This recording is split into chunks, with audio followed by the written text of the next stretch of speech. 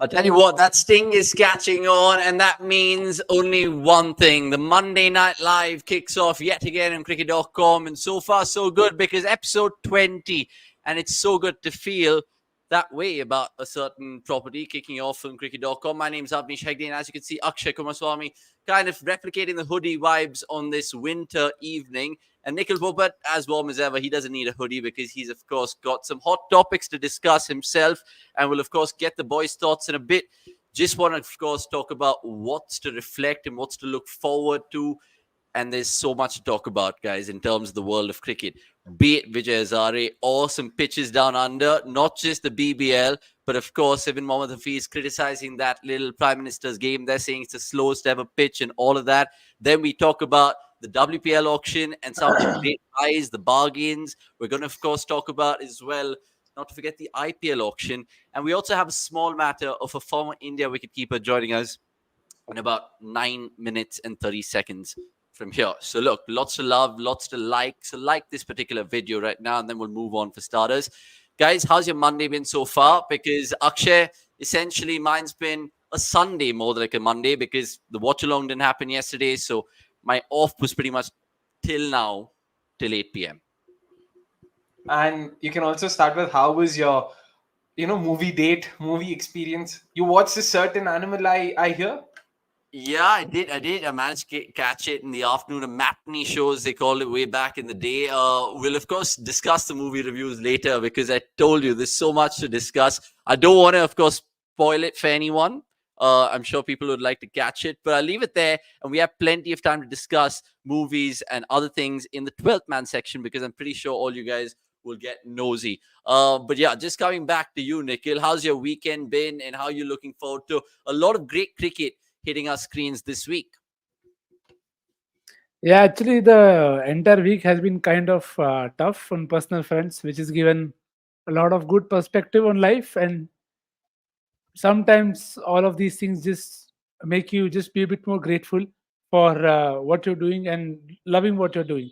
So it was weird. I was supposed to be somewhere. I was traveling somewhere. I was going somewhere else. It's been a very haphazard start to a birthday month, which I usually look forward to. But this is one that I'm not looking forward to at all. But that is okay. A lot of interesting games though. Bangladesh New Zealand was great. So was the West Indies series, which is great. England losing, I'm always game. Never shy to get that out of the way. And WPL auction, some good stuff by UP Warriors. Slightly strange also, but yeah, happy for Gotham and Vrinda Dinesh who made big bucks. So lots and lots of cricket to discuss. Yep.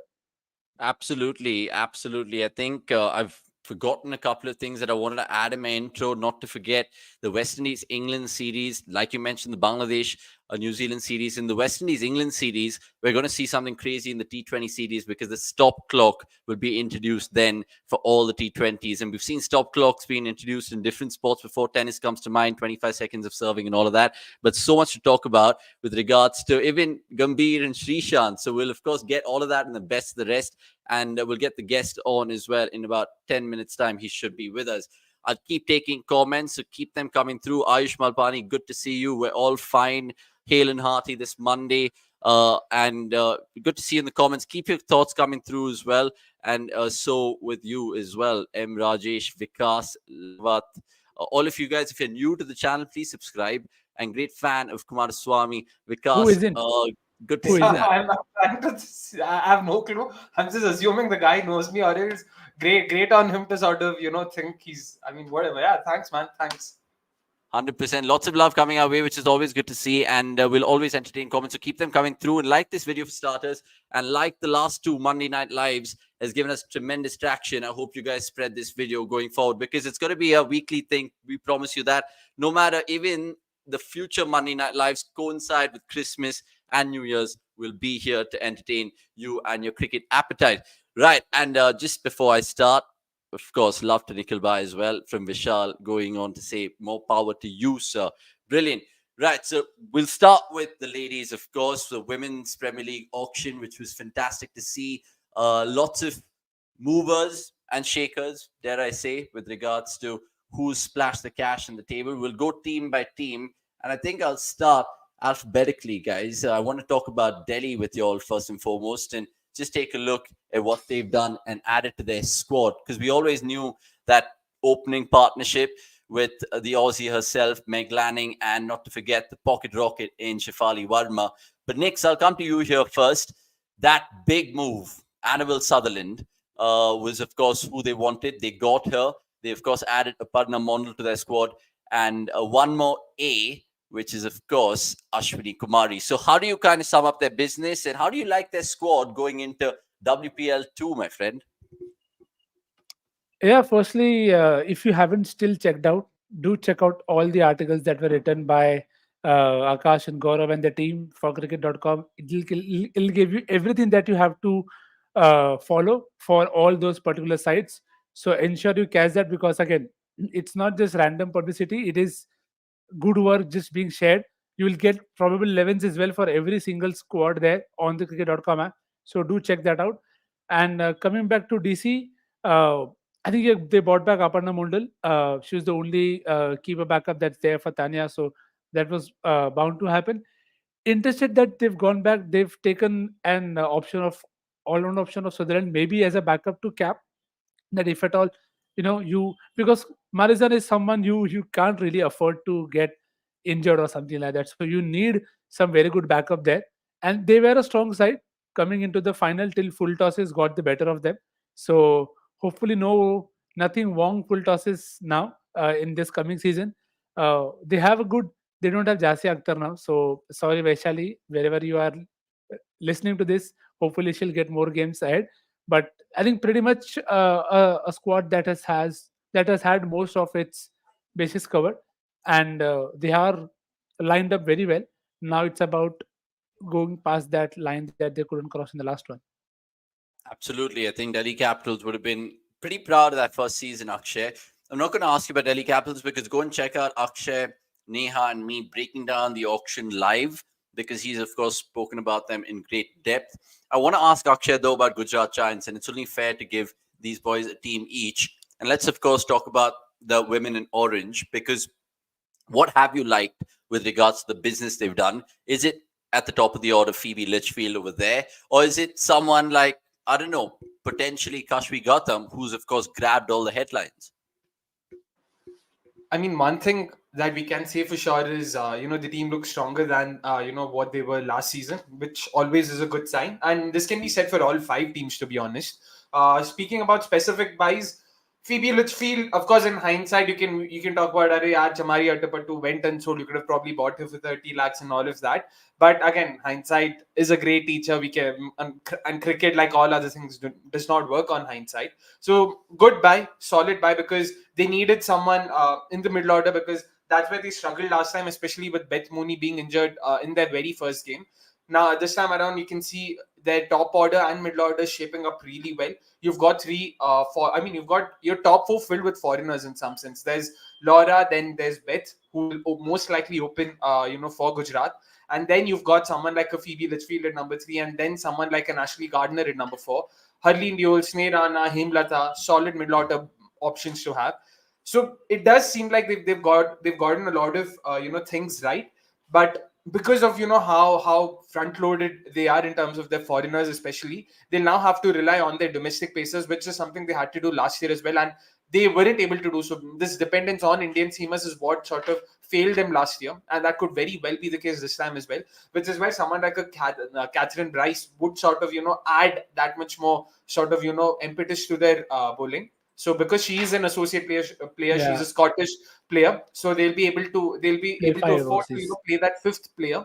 overseas player, which is Yeah. so that sense very smart of them. And again, very surprised that teams once again have failed to make use of that associate player rule. I still don't understand why would you not go for it. I mean, I understand it's all about grooming your youngsters and everything, but you also have a tournament to win.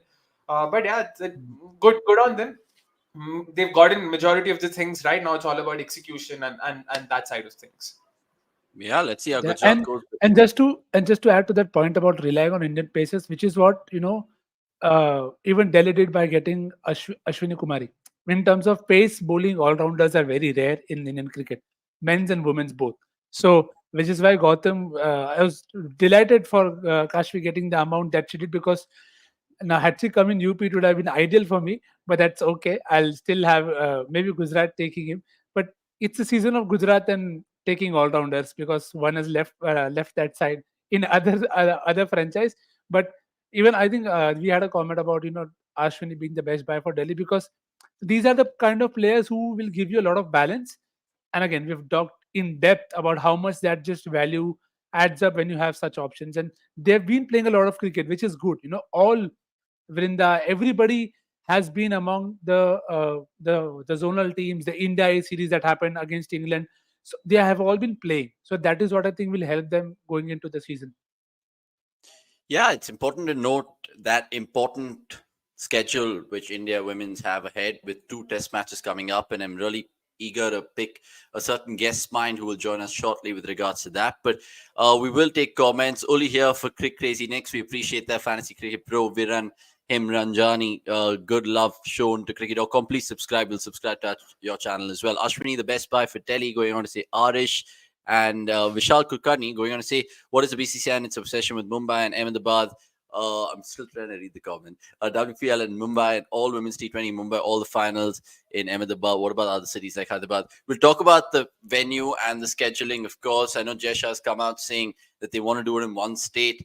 Me, Neha, and Akshay had a fantastic debate during the auction watch along about this particular chat. And Sanjay Papugiri, always good to see you. If only IPL had associate player rule teams would have benefited a lot from getting good players. Yeah, absolutely. And what's the possible reasoning for them not going Uma Chetri for that team, for that matter? We were kind of surprised ourselves and perplexed how she went unsold in that first round. And it's unbelievable. And Manoj going on to say, Kashvi Gautam is still very raw. Appreciate the comment, Manoj. Give this video a like and tell some friends about it indeed. We'll move on to the third team right now, which I want to talk about. And it is, of course, the champions themselves, the Mumbai Indians. And Nix, I'll give this one to you because they were so brilliant. I mean, do they even need any sort of reminders to the public how good they were? I mean, they were so good that they got Shabnam Ismail also into the ranks, which is just crazy how things can happen. But I mean, if you think of any T20 setup and you say, okay, who are the 4 overseas that I want for my side? You'll probably say Skiver, Amelia Kerr, Haley Matthews. I mean, they have all 3. And you add Chloe Theron, you have Isabel Wong, you have Ismail. It's just top to bottom, everything is clicking for them. I think it was great for Tanya also, for Yastik also, that she was able to, lead from the front in terms of that option. So that is ticked off. I think all rounder is probably the one place where I felt they could have kept Heather Graham, but then I mean, they got in uh, Ismail. So there is only so much that you can do, and they already have backups for everyone. That you have Skiver, you have Kerr, you have Matthews, Clayton, and you expect these 4 to play every game. And iske baad you still have Izzy Wong and Ismail. Malab. There is so much international experience that it's very. I mean, you are just going to look to be very, very nitpicky to find a loophole. Okay, maybe they could have taken an Uma Chetri as a backup to Yastika if they wanted to at the top of the order. Maybe Saika Ishak you can have a, but then Skiver is playing for the same side. So you saw what happened in the England series as well. जब Skiver नहीं खेले तो Saika was more than happy to bowl and she took wickets. So I don't think there is much. They've also taken Amandeep Kaur, a left arm spinner, very very rare to see that in the setup, and they've taken her as well. तो जो भी बचा कुचा था सब कुछ ले लिया है मुंबई ने, मतलब it's kind of a dream team, proper fantasy 11 if you want to call it that. No, absolutely. I like that particular lineup, not just 11, but potentially the 15. They have 3 cores, and one of them shown bright for India with a little cameo yesterday. She's part of the setup as well. So Mumbai, absolutely brilliant. And Vishal going on to say MI vs RCB in finals for sure. Speaking of RCB, it's only fair because we're going alphabetically. And of course, after M is R, and we'll save UP Warriors for the fan of Nikhil. But RCB is, of course, a huge contender this time around. I'm guessing Akshay, because if you look at their squad and the auction and this title of the MNL, we've said that they've aced the auction. Do you agree with that sentiment? I mean, I'm just The silence tells you everything. Thanks. no. I'm just the thing is, I did feel exactly the way I felt this time around last time as well at the end of last WPL's auction. But we all know how that season fed for RCB, which is why I'm sort of trying to keep my hopes as an RCB fan, on the burner, on the sort of low, on the down low. But speaking of the buys they've made, a couple of really, really, really good buys. They've ensured they've gotten decent backups as well. So, firstly, they'd release Danny Vanyekar, they'd release Megan Shue, they'd also release Erin Burns. You've gotten now someone like a Wardham who you, if not exactly like for like, again, another spinning all rounder.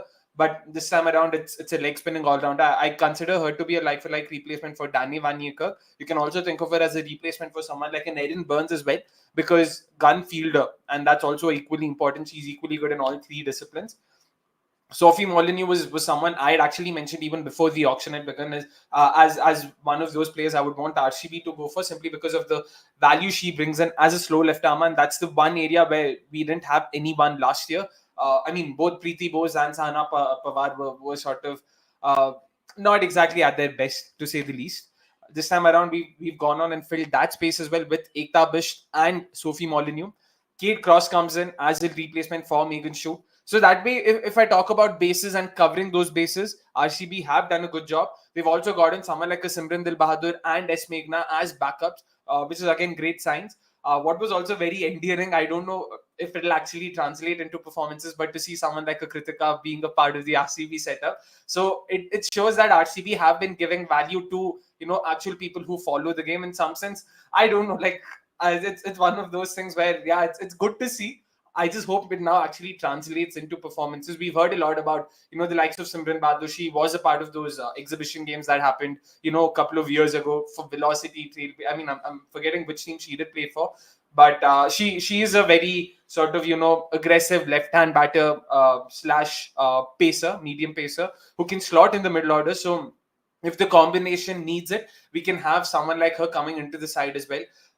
For one, for one really feel that we can probably think of even letting go. I mean, dropping or resting Heather Knight if we need, because Heather Knight in terms of skill sets does not have anything extra to offer. Off spinner अपने पास श्रेयांका है, middle order batting के लिए और लोग हैं. Again, by no means am I saying RCB should start with that. I would still want RCB to start with Heather Knight, that is. But if needed later on, as per what the conditions dictate and what the combination requires, they have the flexibility to be able to do something like that, which wasn't the case last year. So all in all, yeah, it is a good side. It is definitely a side that I expect to compete a lot better than last year. Heartening to see the way Renuka Thakur has performed the series. Smriti also had a decent outing yesterday. But yeah, still sort of holding my thoughts, still reserving my sentiments about what my expectations are. Yeah, and rightly so. But that accelerated process in the auction was really something to like from an RCB perspective, to go just bang, bang, bang and get those three good acquisitions. And one of them Akshay predicted and got right as well, which is good to see. Finally, just to wrap up the fifth team then, and it is Nikhil's beloved UP Warriors, because they've always had a kind of sentiment to spin it to win it with the people in their squad. Nikhil, do you agree? What do you think they've done right in the auction? Getting Danny White at base price, I think that's a steal. Yeah, Though it is, though I do feel it's an issue because they released Shabnam Ismail, and I expected them to go for a few more bowling options, but that they haven't done. Delighted to no bounds about Vrinda being part of the setup, because they wanted domestic batters, Indian batters, that is. So that is good. You have good options that with Kiran, Shweta, and Vrinda, but I think the bowling is a bit light. It will rely a lot on Sophie, Tahila, and Dipti to pull up, because Gaikwad, she's been on and off. Parshvi, still you will feel she has time. Lauren Bell, can you play her? I'm not sure in every game, because you definitely want to play Grace Harris, Alisa Healy, Tahil, and Sophie. So I'm not sure there is option there, and Anjali Sarwan is there. So slightly surprised in terms of the lack of bowling options taken, but probably they are trusting the all-rounders to get the job done. So probably slightly lower on expectations, so that whatever happens, we're happy. But a great talent on show, that is, though, without a doubt. Yep.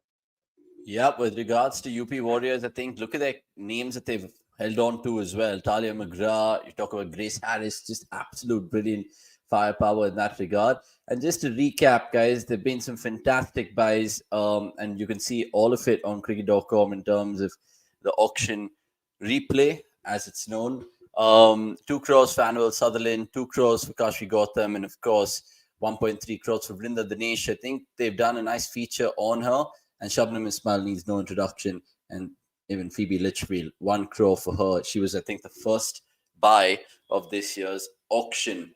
Right, guys, sticking with women's cricket because we'll, of course, pan into the men's very soon. And I just want to ask you a few things about what we've seen and what we've liked in India's series defeat to England. What is it? Akshay, I'll start with you with regards to them. Shriyanka Patil, Sekha Isha came to the fore, but the batting again was a letdown.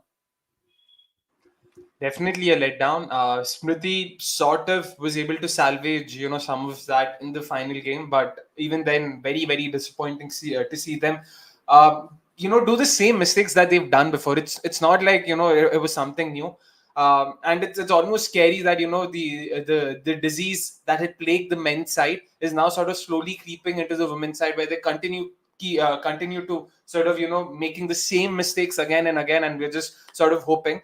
I really hope Smriti does something about that, that issue of hers against off spin. She is way too talented a player to sort of, be tied down by just one bowling type so frequently, so often.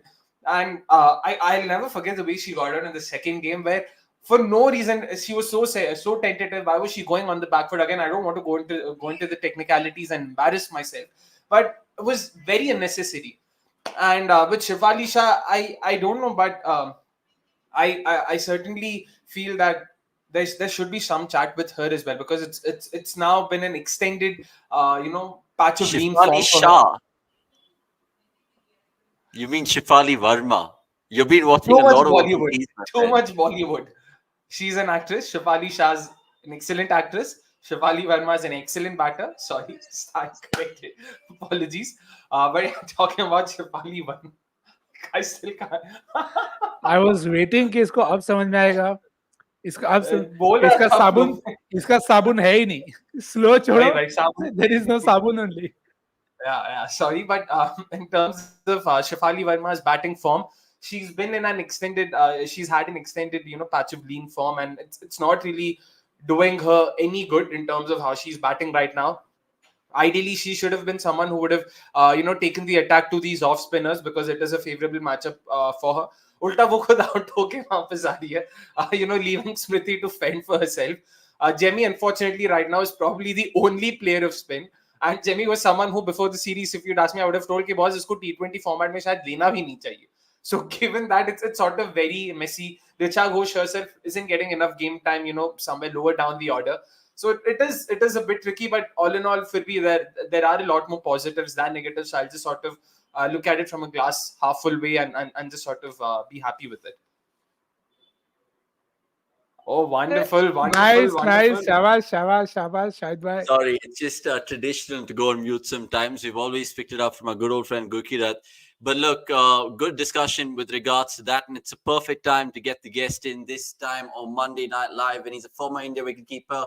He's, of course, been part of the BCCI as their general manager. And he's been a national selector as well. And a dear friend of cricket.com from the past. I'm talking about Saba Karim. Good to see you, Saba. And what a weekend it's been with regards to women's cricket, more buys and onwards and upwards. And you were there dissecting it with the broadcasters. Your first thoughts when you look back on it on a cold night of day. But first and foremost, how are you and how are things? Doing very well. And it's so good to catch up with you after a long time. And good to catch up with you guys as well. It'll be wonderful if you can introduce me first. So it's Nikhil and Akshay. All right. Yeah. Pleasure to be on the same screen. Okay. Thank you so much. Okay, good evening, guys. Just Good a cricket fan. I'm just fanboying right now, so I'll just sort of Yes, it was mute myself. evening. Okay. So I just want to pick your mind. now. I just want to Alright, pick your go mind ahead. for starters, because I know the internet's choppy, but we appreciate you joining us right now. of course, with regards to the Women's Premier League and what's to come, Kashmir Gautam, of course, Vrinda Dinesh is such unknown names right now, but so much to be excited upon in the future. What are your main takeaways from the auction for starters? Fascinating story, Manish, to see youngsters like Kashvi Gautam and Vrinda Dinesh up for grabs for these franchises. And generally, it does happen in mini auction. We have seen that in the men's IPL auction as well, because there is money which is lying vacant with all the franchisees, and they are bound to, and the resources that are available to buy are not so much. So eventually you end up buying a particular player because you have a well-defined slot for that kind of a player. And now because most of the Indian players have already been involved last year, so it is very important. Most of such franchisees who did not do very well this year. So they were obviously trying to target certain individuals whom they feel can do justice to the team in the 11. So I think all the two picks which we have seen uncapped Indian picks, they immediately will be slotted in the 11. So this is a very healthy news. Generally in the past, if you recall, in IPL teams, there are certain Indian players who have been picked, uncapped players who have been picked, but they haven't been given enough opportunities in the 11. But this time around, because this is a very early stage of the Women Premier League, I'm sure all those who have been bought in such high value, all of them will get enough opportunities to express themselves on the field. And I think that is why, as I said, it is a fascinating opportunity for Oops, he's just gone off. Maybe there was just a little power connect with regards to Saba. We'll try to get him back home. But yeah, he's spot on with those talents. And again, getting a great platform. We saw with the men's IPL all those years ago in 2008 and how it's just been upwards and onwards for the men's side of thing. But even with the women's, you can almost guess it like it's the back of your hand. We'll try to get Saba back on right now. And I just want to ask him a really plaguing issue because he's kind of handled these things in the past. Saba, I want to ask you about the venues, right? And how that will play out. I understand that logistically it's impossible to have it in 5 separate states because they want to, of course, finish the tournament really quickly, and it's not feasible for franchisees to kind of put their players through that. Have you got any sort of clue which state they're looking at? Will it be Mumbai again? Will it be Ahmedabad, if that's possible? Not only one state, one city I'm looking at, Avnish, because that's the impression I've received from the broadcasters as well as some of the people in BCCI who are in the know-how of the way it is going to function the WPL second season. See, the biggest reason why BCCI, I believe, will decide on having one city with 2 venues is because of the upcoming Men's World Cup T20, which means that the window for WPL and IPL is very limited. So in order to get all the logistics right and in position in time, I think they will settle for one city with multiple venues, which means that either Mumbai or any other place, for instance, even Bangalore can be a venue, even Hyderabad or even Chennai for that matter. So all these cities which have capability of hosting 2 international matches place for BCCI to conduct this season WPL. I don't see it going home and away at all in the second season of the WPL. Okay, I mean that's something that lots of fans were asking us as well when we were doing the live watch along. Akshay, Nikhil, over to you before we'll get a couple of guys from the comments to have their questions thrown at Saba as well. I'll start with you, Akshay. What do you have up your sleeve for Saba this evening?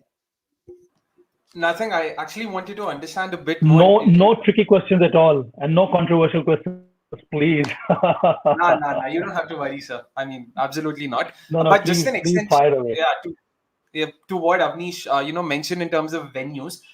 What do you think? Like, how else do you think could this be possible? Because personally, as someone who resides in Bangalore and as someone who would want to catch more of this action, I'd be genuinely disappointed if the games again happen in Mumbai because we've unfortunately lost him yet again. Let's hope he makes a comeback soon. Yeah, he come back soon. I mean, I just hope all our Wi-Fi's are sorted. Is it just seemed quite peppery this evening so far, chopping and changing? I don't know. Am I audible? Yep. I feel the three of us are good right now. Let's hope Saba sir is able to make a comeback soon enough. There we go. Yeah, we'll get Saba back on. Yes. Yeah. Go on, Akshay. Yep. Yeah. So how, like you mentioned that it could possibly happen in just one city, and the city need not necessarily be in just Mumbai. How else you see this pan out going forward? Because okay, this time around it was a T20 World Cup, but going forward, do you still see a home and away format possible, say in 2025 or somewhere in the future? Or do you still think five teams is too sort of smaller number for something like this to be possible, and they'll still have to restrict themselves to just one or two cities to sort of make it a lot more feasible logistically? Yeah, well, they also need to do a cost analysis, Akshay. That's the way I look at it. I think the franchisee owners, they need to have that kind of discussion with BCCI, because the biggest stakeholder in WPL are the franchisees. So I think they need to come on board if BCCI wants to progress in having this tournament on home and away basis. So that is number one. Number two is, as I said, one city, multiple venues. When I say multiple venues, which means that they need to be international venues. So that way, Mumbai is very well placed because they have the Patil and the Wankhede Stadium. Both these venues are internationally approved venues, and I think that's the kind of call or the message which ICC and BCCI wants to go ahead with. They want to host WPL because a lot of there are commercial reasons behind it, but also to have top or matches of that quality, you need to have these matches have to be played on international venues, and I think that is why last season they decided on Mumbai as a venue because they have Wankhede and DY Patil. No, I'm just trying to jog my memory about Bangalore. Bangalore has got the Chinnaswamy Stadium, but do they have any other international venue There's with this. lights? Because all the matches are played under lights. So I think that is the big issue. Same with Chennai. I don't think Chennai has got any other international venue with light or international venue that have been approved by BCCI and ICC. So I think that's the first call which BCCI has to make.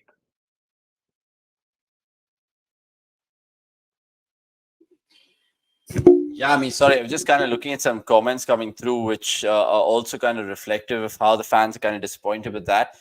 Saba, I just want to, of course, throw the mic to Nikhil right now, who has just another question for you. In the meanwhile, please like this video and, of course, follow all of us if you have to, and jump on the cricket.com community bandwagon, because we've got a brand new website, which I will show you guys later in the newsletter. Nikhil, over to you, my friend. What do you have for Saba this evening? No, I think it's just something that has been part of a lot. Sorry, you've been part of a lot of coaching setups and a lot of Indian cricket setups. Again, this is something related to auction dynamics, where there is a lot of word and noise about, say, someone like a Chamari Attappattu not getting picked.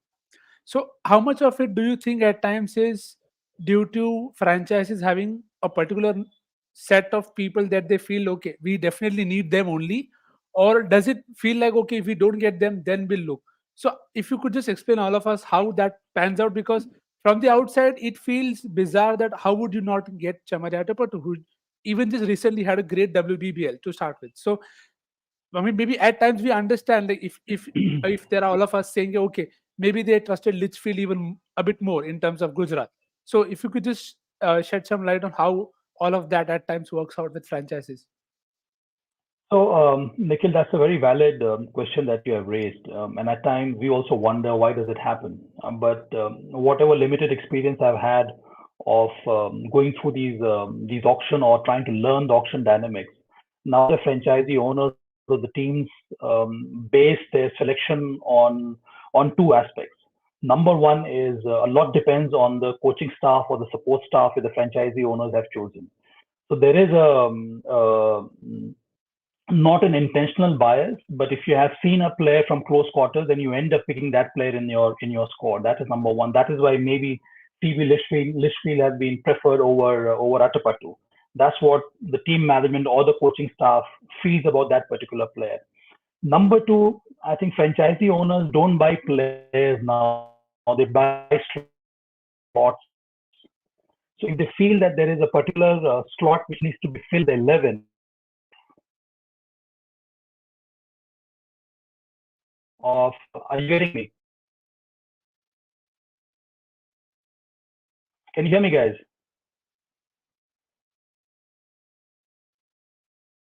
Yeah, Now but I we can't. can. Now we. Yeah.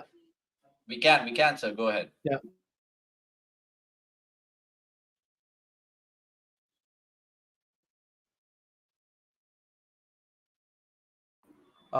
I'm guessing. Sir still stuck. Avnish, Yeah. can you hear him? No, I think it's been Yeah. quite Am choppy I back? with regard. Yeah, sir, can you hear us Yeah. now? It's better. Yeah. Okay. All right.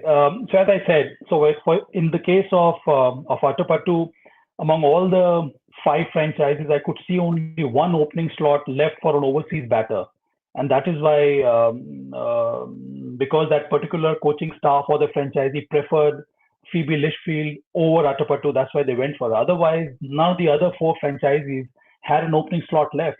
They wanted to fill in either an overseas pace bowler or a lower middle order bat, something like that, or a spin of that quality. So I think it has happened during men's IPL also, and we will see that happen in coming auctions as well. Because the franchisee owners, they do a lot of hard work before they come to the table. As I said, they look at particular player to fill in that slot, and I think before they do that, they also prepare a pecking order and plus a price band. So it all depends on the kind of money which is left in your in left with you. On top of that, which player is number one, number two, number three, and more importantly, um, there are different sets which all of you must have noticed, and who comes first in that set also determines the kind of money you're willing to pump in. Thank you. Thank you so much. Yeah, it's good insight from Saba with regards to how that really plays out. We just have time for one more question. I'll just throw it to, of course, cricket.com. And apologies, Akshay, because this question literally overcovers your face. Saba, since you're part of the Delhi Capitals Academy's coaching staff at scouting, what are the methods that you prefer while scouting? Is it complete data, passing the eye test, or a ratio of both? Which is a fantastic question. Saba, over to you. I am not part of the Delhi side now. I was there for 2 years. But yes, I can give you some insight. So all the coaching staff or the talent scouts of all of these matches, right from the under 19 till from under 19 to India A side, or the domestic cricket as well, right from under 19 to under 23, so on and so forth. On top of that, there are 2 or 3 of these important BCI.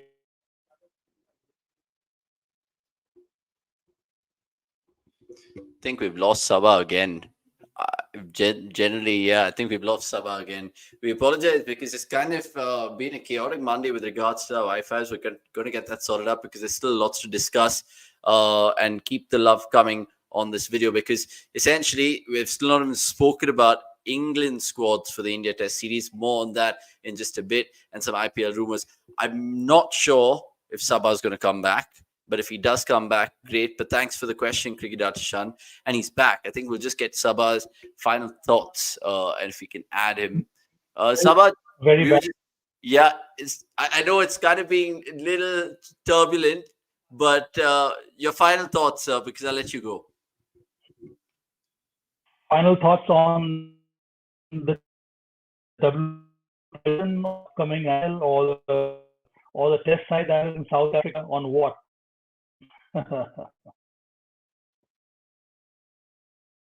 I'd love to talk to you. I'd love to talk to you more about it, but essentially the Wi-Fi is just holding up. But if you can give us a quick, insight about the South Africa versus India, what are you feeling? Your gut feel across the formats, really quickly, then.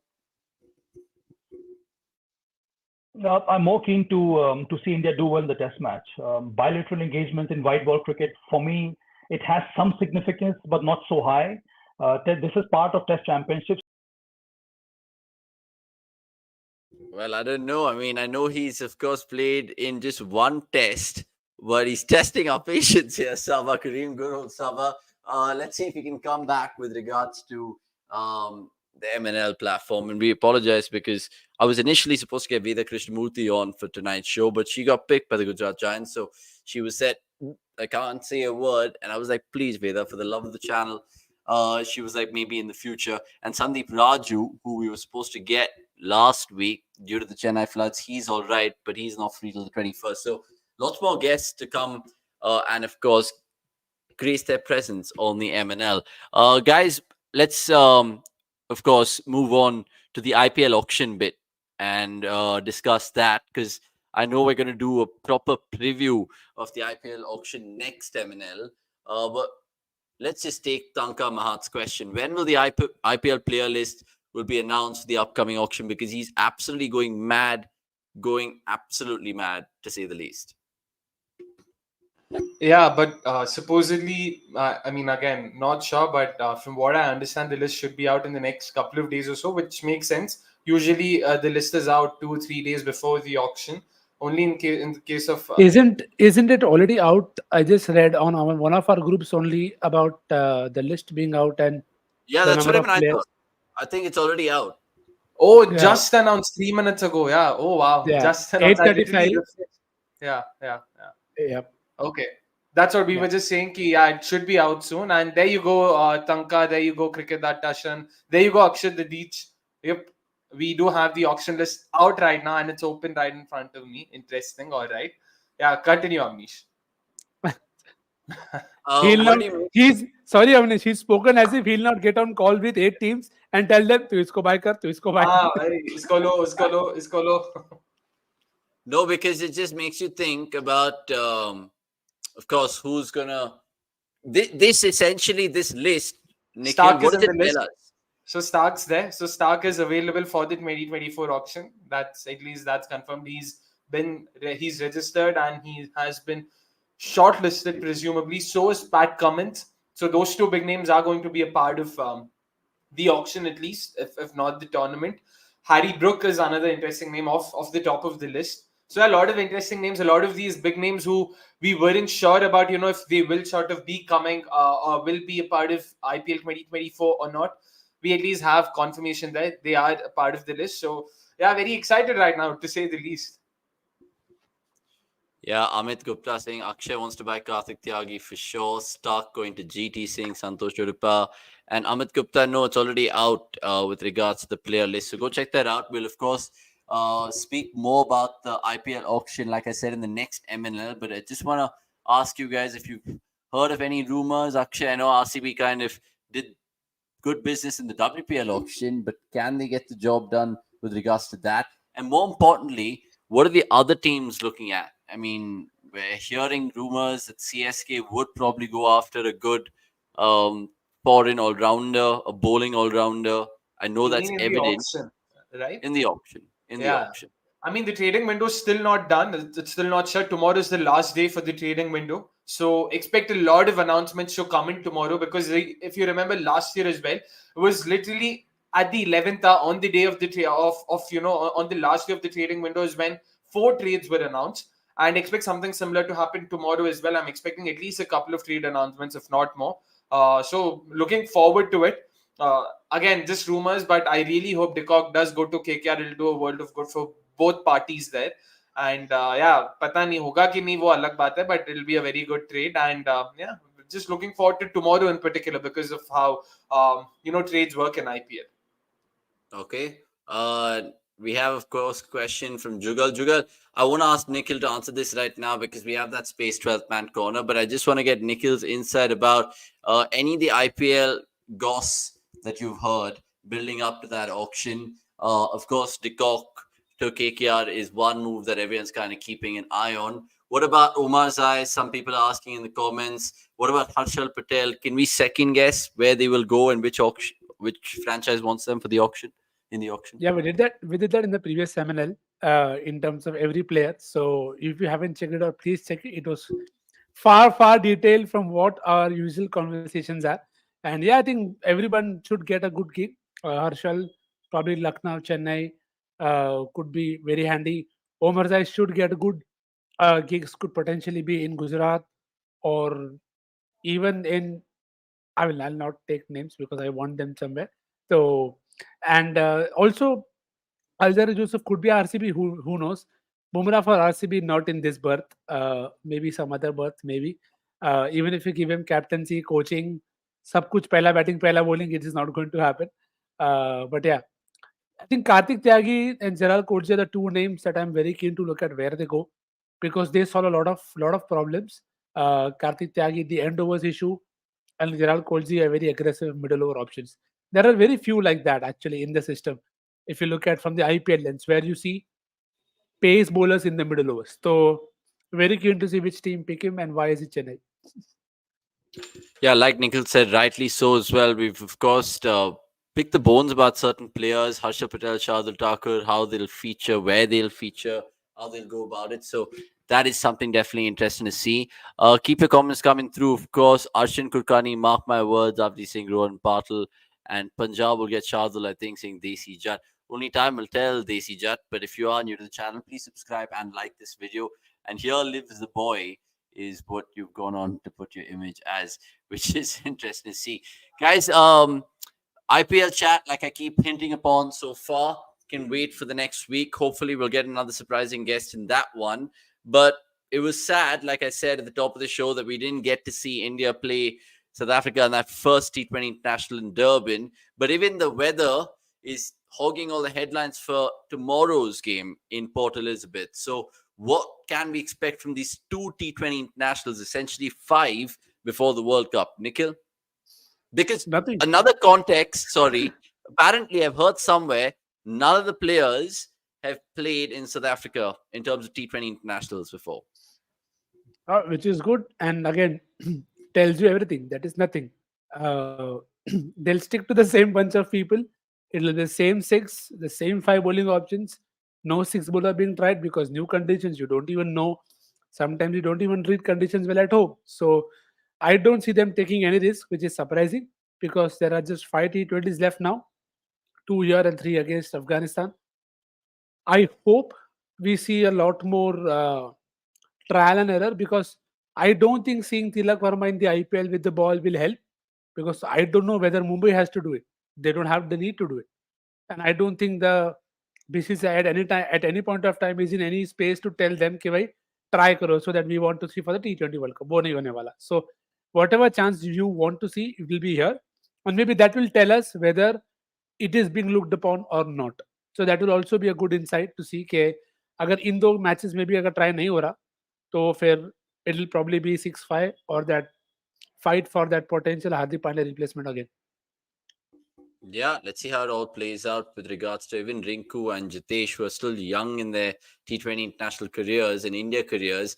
And Ahmed Aguna, Manoj Anderson, Hisham, VP, Desi Jat, Cricket.com, love your interactions in the comments. And I will pander to those comments in just a bit. I know you guys love talking about the IPL, so do we. And we'll, of course, take that in the 12th man's corner. Great shouts, by the way, Desi Jat and Manoj Anderson. Akshay, really quickly, just to finish up this India's chat, what can we expect tomorrow if the rain doesn't hover? And do you think it'll be a good acid test for this new young blue brigade to go and just maybe win a potential series in South Africa? Yeah, I guess to be honest, I'm like Saba sir mentioned, I'm just looking forward to the Test series. T20s का बिल्कुल idea नहीं, and because I'm not covering the T20s as well, I'm like, boss, I'm reserving whatever little bit of cricketing interest there is in me for the Test series. Just can't, man. Just too much cricket that the men's side is playing. It's just too much right now. It's sort of yeah. So I just hope they do well, and I hope a lot of new people get a chance, because it's going to be an inconsequential series that way. There's nothing apart from potential spot for the World Cup and stuff like that. So yeah, if anything, I'm just probably looking forward to watching the South Africans, because they know that the IPL auction is scheduled for the next week, and we've seen historically how any team that plays India, right before the auction, any player that plays against India and does well right before the auction tends to do well in the auction as well. We have way too many names, way too big a sample size to sort of prove that. So yeah, I'm just keen to see if anyone does well and sort of makes a shortcut, gets a shortcut into an IPL side. Yeah, but Mumbai don't have too many lot of crores left now for somebody like a Green again. So let's see. Yeah, and it was also interesting to see Surya Kumar Yadav's press conference. You can check out all the best bits on cricket.com, where he's spoken about the potential experiments, not just the sixth bowler, but he said seventh or eighth as well. Let's see if this guy was just bluffing us. But you can catch us on cricket.com for the watch along on Tuesday and Thursday, the 12th and the 14th. It's going to be fun. 7:30 is the first ball, I think. I thought it was 9:30, but I think it was 7:30 yesterday. And of course, rain played spoil sport. We'll talk about a whole host of things next in the next segment, which is essentially the best of the rest. And keep them comments coming through, boys. Really, I love the energy of Santosh Udupa and Mohit as well. Time to move on and talk everything else, which is breaking news in the world of cricket.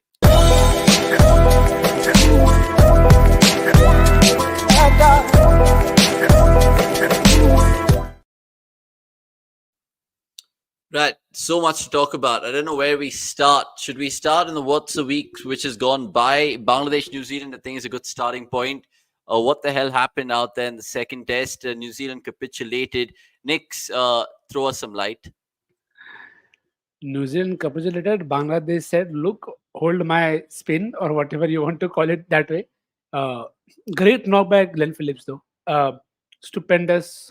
You will run out of adjectives because see, it's one thing having a game where you say you can take the bowling on and score runs, and one thing to do it under so much pressure for a side when you're already 1-0 down. So props to Glenn for being able to do that with the bat because they were in a very precarious position. And from there, for him to get them whatever total they had to in the first game, and then he comes back again in the second to just take the game away from Bangladesh. Ke bhai, ruko zara. You may have taken 4 or 5 wickets, but so what? Here is Sander and me, and they were very professional in terms of how they went about things, and they got the job done. But it was a good series to watch. That is for sure. Some lot of big names not coming good, which is I don't know how much people expect from Nichols and Latham and otherwise. But I felt it was a good series overall, just from a viewing perspective. And Glenn Phillips is the kind of impact that a lot of teams want their, white ball format players to make. Okay, we picked you for impacts like these, for knocks like these, and that he's been also, and he's bowling so well with the ball. We saw that in the World Cup itself, that he was bowling with control. We talked the same thing about Maxwell in terms of how he had an economy of under five. So it's a good space that maybe other formats are actually helping Test cricket. Something not many people see actually. Okay, speaking of help, take this one from Amir the Gooner then. Guys, how is a pitch like the Dhaka Test supposed to help either team? Fair question. We've heard that often, and we've heard that from everyone involved, whether it is the Green Mambas or the spinning, whatever the next synonym is, that everybody wants WTC points, and that's why they want to cater to a pitch which is giving the home side the best chance to win. What we've said repeatedly, like a broken record, is whenever you make an extreme pitch, it devalues and reduces the gulf between the two sides.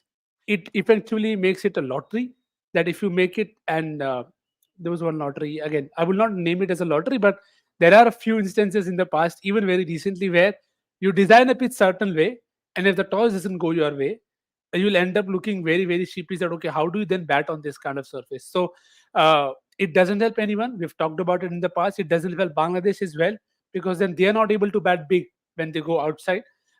So it definitely doesn't help anyone, but I don't see any possible nearby solutions to this, because everybody's going to do it. Australia will have quick bouncy decks. New Zealand always leaves grass on decks whenever they can and whenever they want to.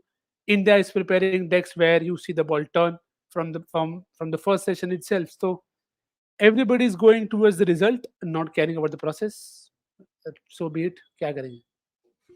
Yeah, it's interesting that you say that, because you look at how generally cricket is shaped up over the years as well. Very condition-driven game, and sometimes people like that, the real romantic. Some people absolutely hate it as well. Sports fan, if you're just joining us, we did touch upon this. Akshay expanded upon this when we were picking the bones about the India series takeaways as well. Sticking with the WTC, because Amit Gupta makes a good point, would be great if we could discuss all WTC series in the cycle and how could they play out. We won't discuss all of them, but of course, I just want to ask the boys quickly on the one which beckons in Jan, with England announcing their squad, and regards to Shoaib Bashir, who's the off spinner from Somerset, taking all the headlines. There's another one, Tom Hartley. I think he's 6'4", and he would probably give us nightmares of Monty Panesar because he's a left-arm spinner. Then they have Jack Leach, and not to forget young Rehan Ahmed as well. They have Ben Stokes, who might not bowl. James Anderson features in that squad as well. And you can check out all of it on cricket.com. Akshay, when you saw this England squad for that particular series, they haven't really contested in a WTC final, beg your pardon, in the competition as well. I know they've come close and all of that, but do you think England really want to win it this time in India? They haven't won since 2012, so that's the best chance, you guess? Best chance would be a bit of a stretch, but I'm just very keen on seeing, how this whole baseball approach,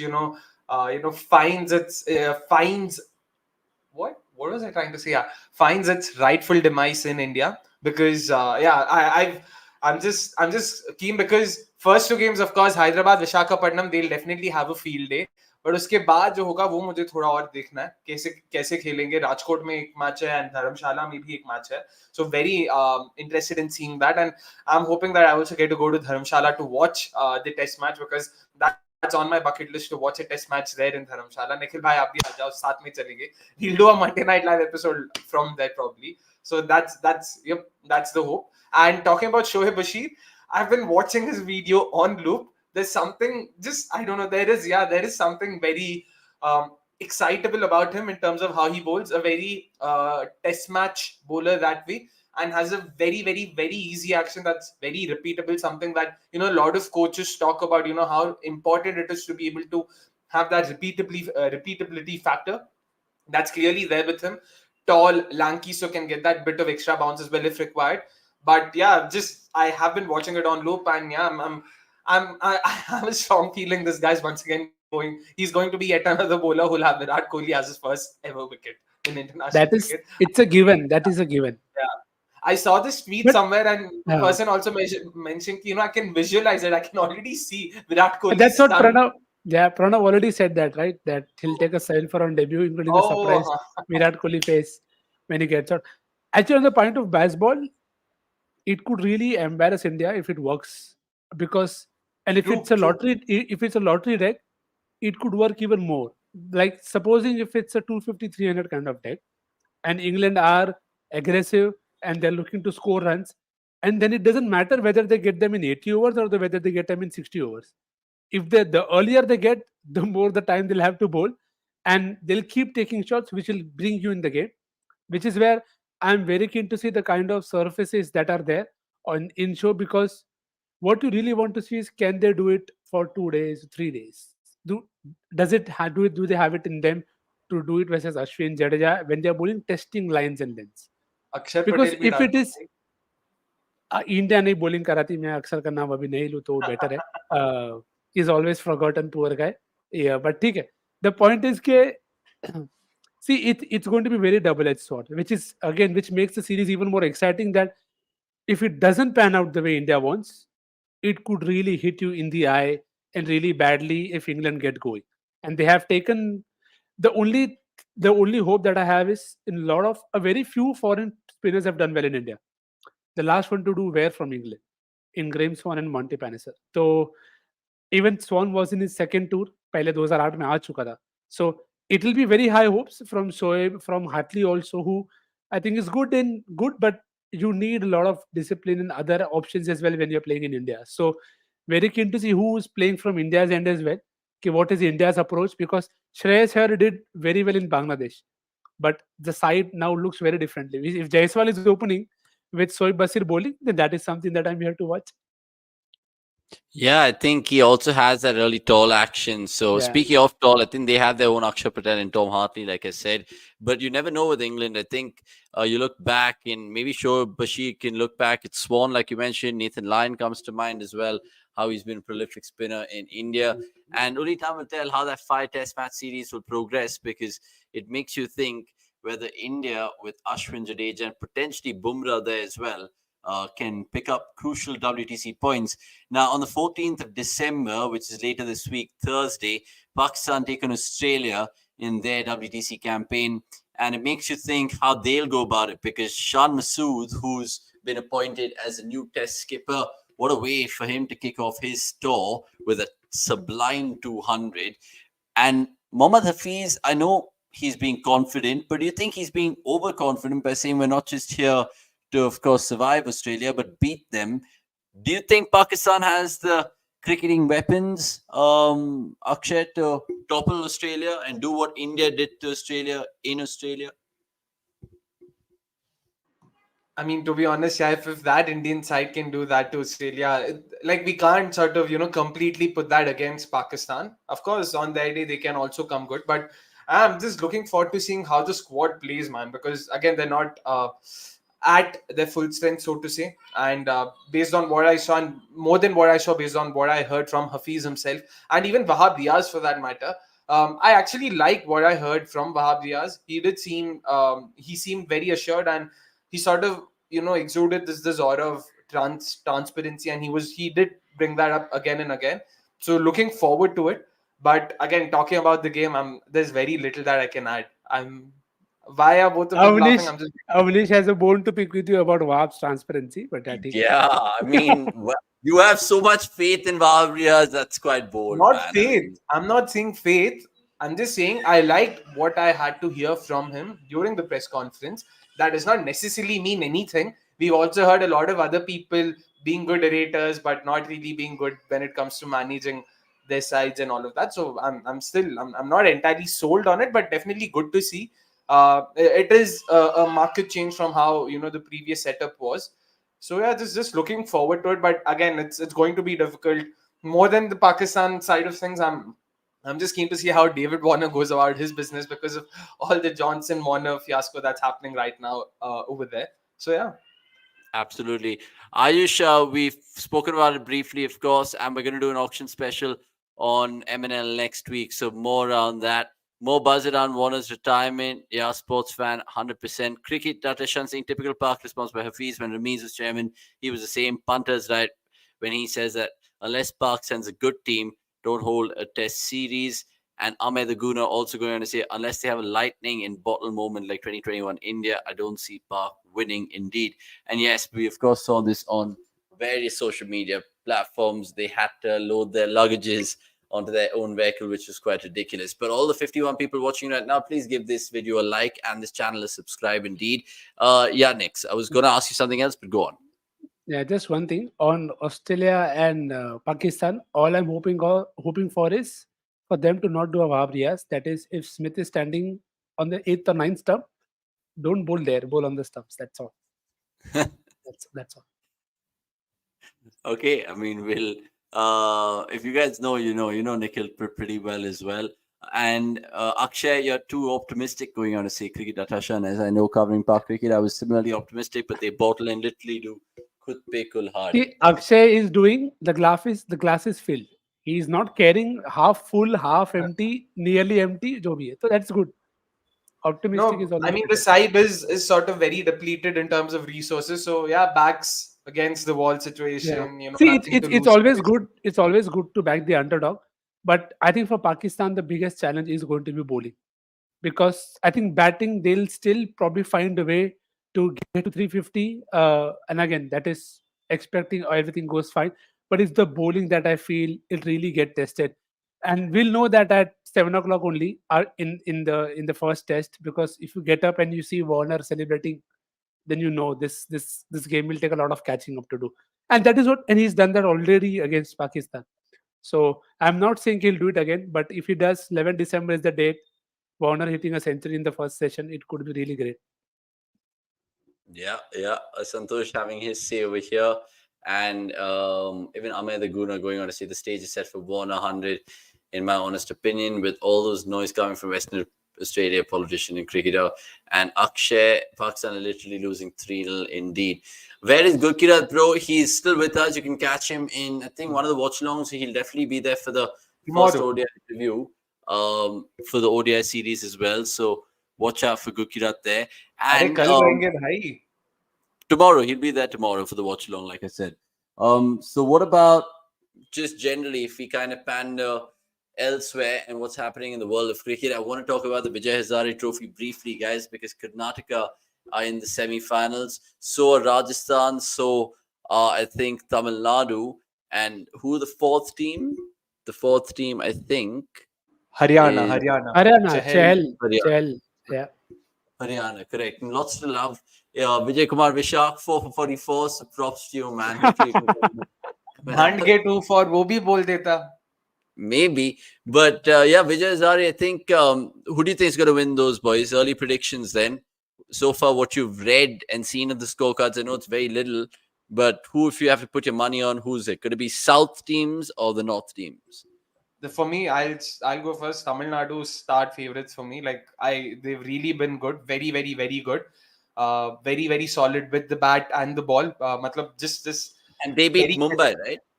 Sorry. They beat Mumbai, right? Yes, and also in terms of how Rajasthan played. Yeah, exactly. What 260 odd is what they made, thanks to a certain Mahipal Lomro who scored a fantastic century, 114 ball, 127. So had to bring that up. And so Rajasthan bundled Kerala out for what 70 odd if I'm not wrong. Last I saw 66 for 8. Mahipal was like chodo. Sanju Samson didn't play the game. So and there was someone else. Vishnu Vinod was retired hurt. So that was one more thing to look out for. One more thing to watch out for. I just hope he comes back fit. But yeah, Tamil Nadu would start favorites for me. Interesting. Karnataka saying Amit Gupta.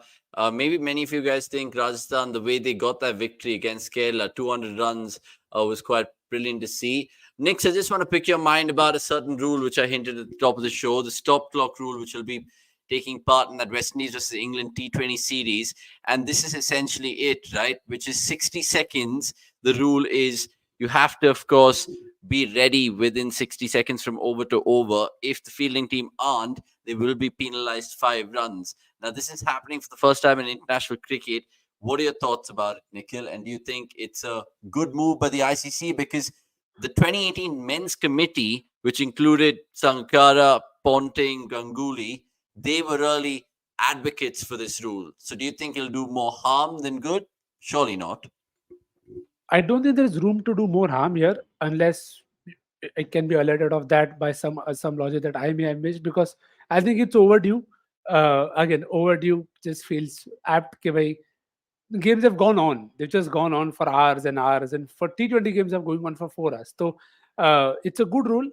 What I'm very keen to see is how pushy teams are about it, because the fire and penalty, again, I'm being very practical. The fire and penalty is on the third instance of you being behind the rate. So I'm very keen to see how pushy teams are. कि ठीक है एक बार हो गया, and when it is, because that is also crucial. क्योंकि if it is towards the fag end, you might not want to worry about that aspect. But the one example of the fielder problem that being there was something we saw in the home series when Prasidh was bowling to Wade. You had to take an extra fielder in, and usually that extra fielder would be exactly where the ball went the very next ball, usually because that's where you're bowling to. So very interested to see how it works out, because we'll see in cricket people find loopholes and then they find rules. So I'm very keen to see how teams are able to find a way out around this, because we saw that this happened in the IPL as well, where MS was more than happy to wait for his bowler to be able to bowl that over, and he's like, okay, I'll take that extra fielder in. So it will still reduce the time, which is good. I just hope it is implemented in a way, because in some conditions it is taxing, because you get it. Sometimes it's just very humid and the conditions are very tough. So only in those situations is where I feel it might be a tricky to push it. But otherwise, a welcome rule. But very keen to see how teams play around it. Yeah, it'll be a historic day of some sort, 12th December. Watch that, and we'll, of course, write a feature about it, maybe and explain a video of how things work. Meanwhile, Santosh going on to say 1 minute is a short turnaround. And speaking of the West Indies, because even from their regard, the central contracts being declined from Purin and Holder makes you think about how it is for all these T20 cricketers and their franchisees with regards to that. Akshay, even the BBL dates are out right now, and it clashes with 5 other leagues, because the South African, the SA20, beg your pardon, starts, I think, 10th of Jan. It of course has the Bangladesh Premier League as well. Lots of cricket. How are the cricketers going to ILT20. manage? Yeah, how are they going to manage, man? Do you think they'll have to pick and choose right now? Nah, I mean there are enough players. Yeah. There's a hierarchy. There's a tier structure there as well. Your top tier players play for SA20. The second lot goes to BPL. The third lot goes to Second, probably second lot goes to Bangladesh ILT20. Premier League.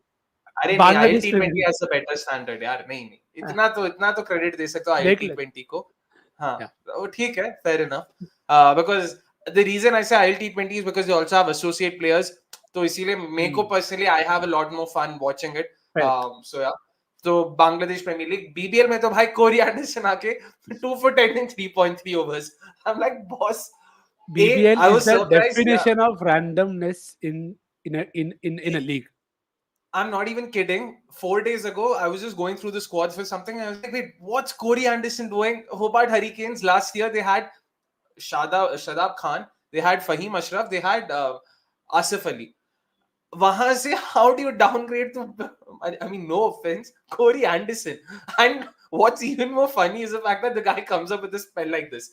And before we forget, batting mein bhai sahab ne kya kiya? 17 of 27. That's okay. It's He just came in only crazy. because Meredith walked off because he was injured. Yeah. But yeah, it's just so that's why I said the fourth, fifth tier is BBL. And just to Yeah. the point of players playing a lot more T20, it is helping other sides. It's helping other sides know conditions better. It's helping other sides know how to predict conditions better. So maybe some teams will wake up someday and not just play in their own bubble. Yeah, I mean, that is kind of crazy amount of cricket which is going to happen in the next 10, 20 years. It's only going to grow the game, and I hope it goes to parts of the world which haven't been cricket crazy so far. Speaking of which, lots more and best of the rest. Before I get to Akshay's quiz, of course, we'll speak about that Gambhir-Sreesanth incident in just a bit, or I'll give our 2 cents on it. But even the ICC have come out with the scheduling of the Under-19 World Cup, which will be held in South Africa, 16-team tournament, and the Super Sixes format is back. So it goes from group stages to Super Sixes to then knockouts. And I think India, they had their group stage with Bangladesh, Ireland, and USA. I think all of this is available on the cricket.com website, and that starts from January 19th. Right now, from the Under-19 perspective, there's also the Asia Cup going on, so you guys can catch it on cricket.com with regards to all the scores and live updates and ball-to-ball analysis. Good to keep an eye out for the youngsters as well. Currently, I know the Big Bash is also going on with regards to the Sydney Sixers winning 2 games over there, but still early days, so we won't really go into picking our favorite moments, so on and so forth. But we will, of course, entertain all your questions in the 12th man segment, which will happen in another 5 minutes, I'm guessing. Manoj Anderson, I know you want us to answer one particular question, which is women's test in India, the India-England game. It's always good to see test cricket, but more so in the women's space, and back-to-back tests as well, which is good to see. Hopefully, India do get a result. I say that because tests hardly come about. I know they played one with Sneh Rana and that particular group of cricketers in England. Where was it? I think Bristol, if I'm not wrong. Yeah, that was 2 years ago. Yeah, that was 21 July, and that was the last time they played a test match. 21 July or 22 July? 21 ही होगा. I feel 22. 22. Yeah, 2. 22, I think it was. Oh. Yeah, 22, I think it was. But yeah, lots to love. And the weekly newsletter is going to be out soon on cricket.com. You can catch all of it there. It includes even things like Travis Head and his recent statement of not opening in test match cricket. He feels he's better in the middle order. So lots to read on cricket.com as well. We try to, of course, wrap It was it up. 21. Sorry. It was 21. Akshay. It was 21. It was 21. Akshay is right. Speaking of Akshay being right, how many have you guys got right in Akshay's quiz of how's that? This time, let's see what it is.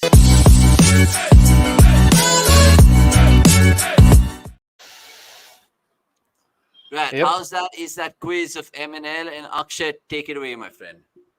Yeah, so last time we had a very simple question. Identify the person. The said person has been a part of RCB in 2008 and 2009, and then the Chennai Super Kings in 2010, and then once again came back to RCB in 2011 and 2012 before making a final comeback in 2018 for the Kings 11 Punjab. Very simple question. Nikhil bhai, Avnish, either of you had any sort of guesses, any answers for this? I'll tell you one thing. The previous question that he had, I gave that answer in less than a minute or almost. So it was so bad for him कि इसने question ही change कर दिया. So then नहीं तुमने उसके लिए question change नहीं किया था, वो अलग बात है, ठीक है, फिर भी ठीक हाँ, है, बट इसका yeah, इसका जवाब तो फिर भी बता दो. नहीं इसका Venkatesh मैंने सोचा ही नहीं. ये कहीं से तो ठीक है, but that is the right answer though. It is Venkatesh Prasad. It is Venkatesh Prasad. Again, for those who sort of looked at the question, that's why I identified the person as how we sort of phrased it. Was RCB's head coach in 2008, and then was a part of the coaching setup still in 2009 when Ray Jennings took over.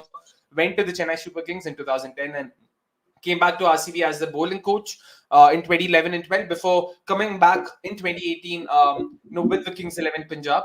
So yeah, Venkatesh Prasad was the right answer, and there were a few correct answers that way. So kudos to all of them who got it right. Pranav Anand, Ajinkya Ramdere, and there were a couple more off the top of my. These are the two names that come to my mind because these are some of our frequent answers, or rather viewers who give us answers. Ajinkya Damdere, of course, was the first person to get it right, to sort of comment. So congratulations. Just get in touch with us on Twitter, and yeah, you can claim your voucher there. This time around, something similar again. So yeah, you've got to identify this player. The player played for the Delhi Daredevils in 2009 before going to the Kolkata Knight Riders in 2010. Played for the Kochi Tuskers Kerala in 2011, and then finally went to the Rajasthan Royals in 2012 and played a couple of seasons there, the only time he did so. So yeah, that's the Howzzat segment for this episode. Once again, you can just have a look at the graphic. It's Delhi Daredevils in 2009, Kolkata Knight Riders in 2010, Kochi Tuskers Kerala in 2011, and Rajasthan Royals in 2012 and 13. So there you go. Very simple. Let's hope we have a different winner this time around, someone else who can claim those vouchers. But yeah, once again, just a reminder, make sure you sort of answer this in the main comment section once the live stream has ended and not on the live chat. Doing so will only help fellow viewers. So just wait for the live stream to end before you sort of, come in with your answers. Interesting indeed. Good one this time as well. How's that for this week? Done and dusted. And it's only fair to finish a sensational episode 20 with you guys in the 12th man.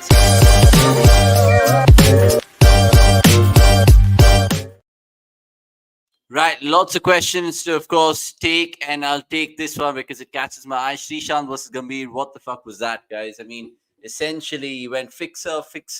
People think he was saying sixer. This is the man, Sreesanth, who, of course, did great things in that T20 World Cup 2007. Everyone thinks Gambhir's 75 in the final was good. Don't forget Sreesanth and him getting Gilchrist and Hayden out. But what was that fight? Could you tell me about it? You want to talk about it? Nikhil, Akshay, any of you? Who better than Nikhil bhai? He was there at the stadium recording it from his phone. Let's hear it straight from the horse's mouth.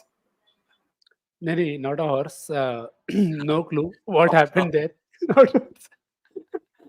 No clue what happened there. You just have to go by one person's word. And I don't think it'll be a fair thing to comment on because you just heard from one side and you don't even know what's this, if there is another side to the story or what is the story. So I'll leave it where it was. They left it. I am leaving it as well. Handy left alone without I'm being very, very decisive and not keeping my bat out hanging. So thanks. Okay, he's left that one outside off stump. Fair enough. Let's take one of the comments coming through from Archit Ariman saying, personally, don't have any high hopes from this under 19 batch, but Arshin, Mushir, and Sachin Das have a lot of spark. Arshin is more real talented who could be groomed. I've read a little bit about him. I haven't seen any videos of Arshin, but Akshay, do you want to take this? There's so many others. Arshin is a rare talent. Maharashtra Premier League में भी देखा था. He sort of given a good account of himself at the top. Even now, like his action, it's sort of he sort of reminds me of Pat Cummins, something Somesh had mentioned, and I haven't been able to sort of get rid of those visuals since then. But very rare for a batter to also, be able to bowl first change in Indian cricket. Let's hope he's able to, maintain that once he makes the transition to international cricket. We've seen way too many all-rounders who've sort of, given up on one skill once they've sort of, made the jump. Let's hope that's not the case with him. But yeah, I don't think we need to be that pessimistic with this batch.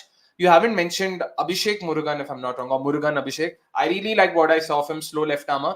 And Naman Tiwari, boss, left arm pacer, has a very good action, has a very good run up. Really, again, looks good to the eye. Definitely cleared my eye test. And at this stage, that's all I can say. Like, there's no point looking at stats and all of that. If he's able to maintain his fitness, I see him making the jump, to something like an IPL, say next year as well, because of the mega auction and everything happening. So yeah. I mean, have hopes, bro. You don't need to worry so much about them right now. Yeah, the new kids on the block, but of course, like I said, Jan 19th, we'll see all of them in action. Sorry, an RCB guy saying have hopes. Good. God. Let's see if this comes to fruition, because I think Warner, 335 was it, Santosh? He would love it. Mitchell Johnson would hate it. The Pakis would hate it. But let's see how it is. Pakistanis, beg your pardon, because I know last time I said that word, I got slandered. So Pakistanis, I stand corrected. Apologies to anyone who wants to start doing go for my throat. What should be India's playing 11 against South Africa in T20? Really quickly, then Knicks, name your 11. Jaiswal, Gill, and the rest should pretty much be same, right? I mean, same to the what the Prandeep they played last time, because I don't see any other option. Yes, you'll replace Jadeja. You'll not replace Jadeja. You'll replace Aksar with Jadeja there, and in the rest should be pretty much the same, right? I don't think there are any other changes in that regard. Right, Akshay? Do you feel differently? मेरे को तो सच्ची बताओ squad ही नहीं पता ठीक से T20 से एकदम डिस्कनेक्टेड इंडिया टेस्ट स्क्वाड पूछ लो अभी बता दे but I'd be happy to see the names that Nikhil bhai mentioned. Let's just name so Jaiswal and Gill should probably come in for Gaikwad, and then you had Shreyas Iyer, फिर Surya Kumar Yadav, Rinku Singh, Jitesh Sharma should play ideally क्योंकि और कोई keeper तो फिर वैसे है नहीं, and then अक्सर के बदले Jadeja, you should have Bishnoi, Arshdeep should play.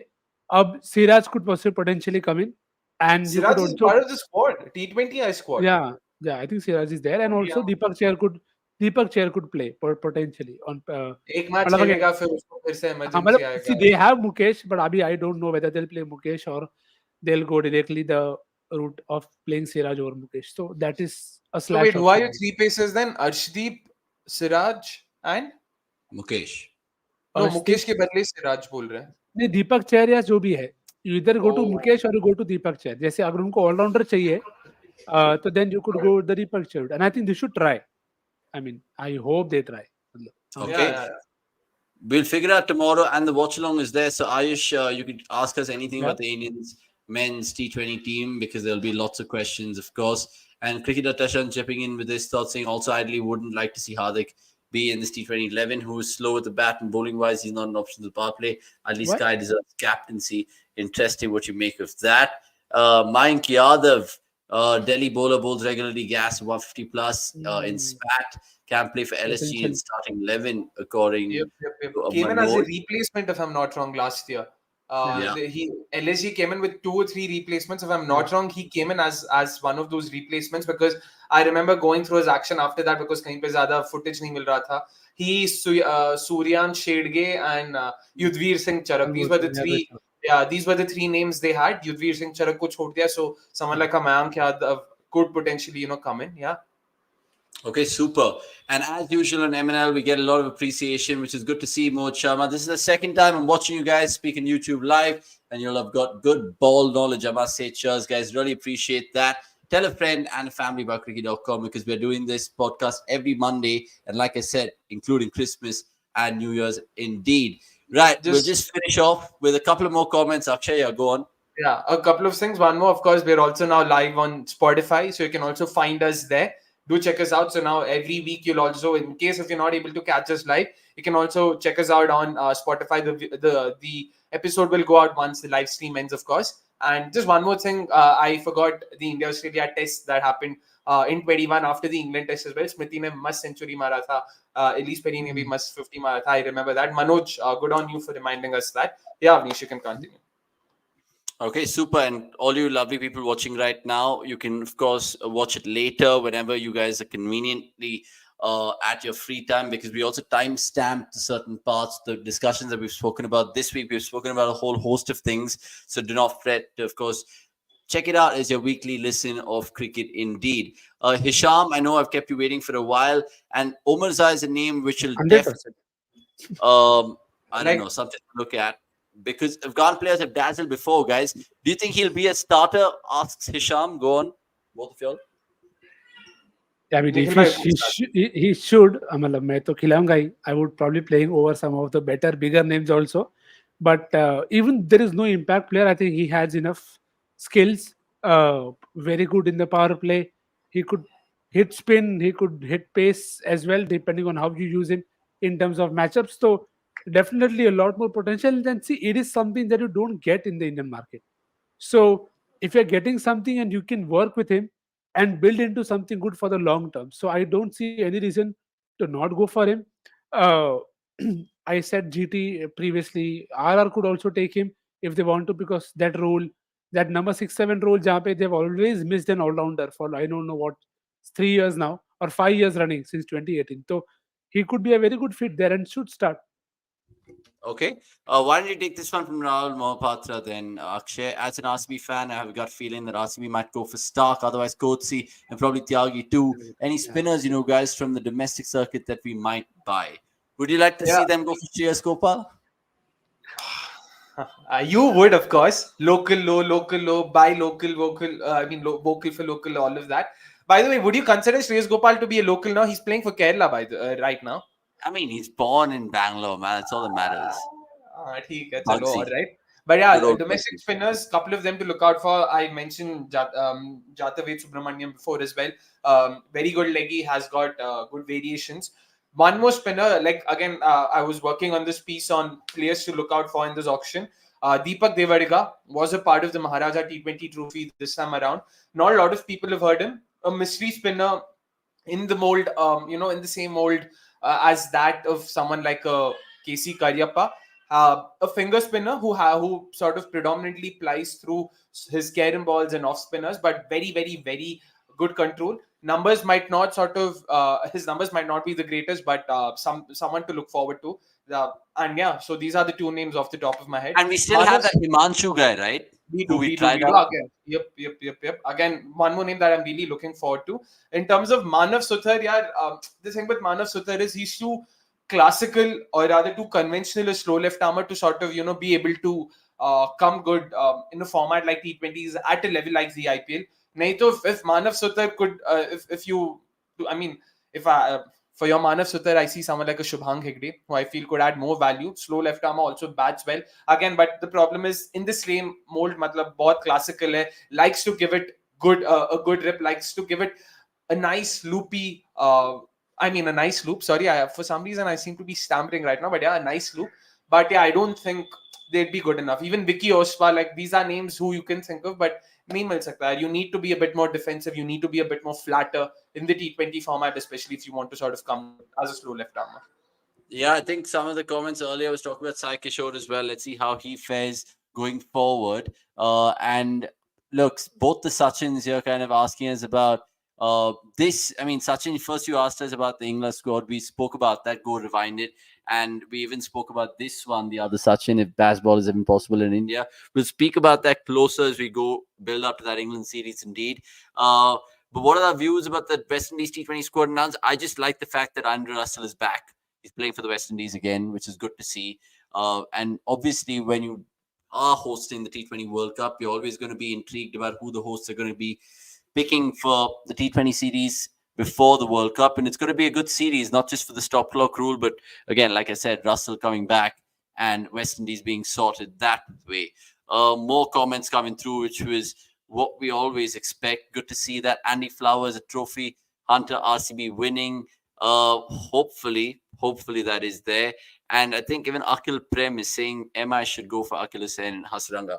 Like I said, all the IPL chatter can wait next week, guys, because if you want more IPL dosage, the last two MNLs, if you guys haven't checked it out, that's fantastic for you all. And next week as well, we'll probably get some really surprising guests on ML. I can promise you that. And Crick Quiz, always happy with the appreciation. Wonderful session. Keep it up, guys. And we really appreciate all you guys as well with regards to your questions and insights and opinions in the comments all the time. That's all we have time for, because we're literally on the dot of 1 hour, 30 minutes. What a MNL it has been. Akshay, Nix, thank you so much for your time. Yep, thank you so much. That was surprising. Stop एकदम randomly. It's like it was like a half tracker. मैं रुक रहा हूँ. अभी रुकी गया है. मतलब आज से. Correct. Good point. But yeah, good to see you guys.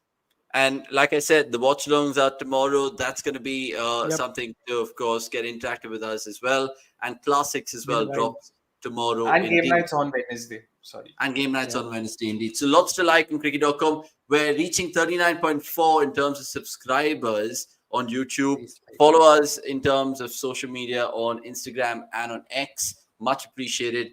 And if you're just joining us, like I said, one last update. We've reached 39.4. So congratulations on that.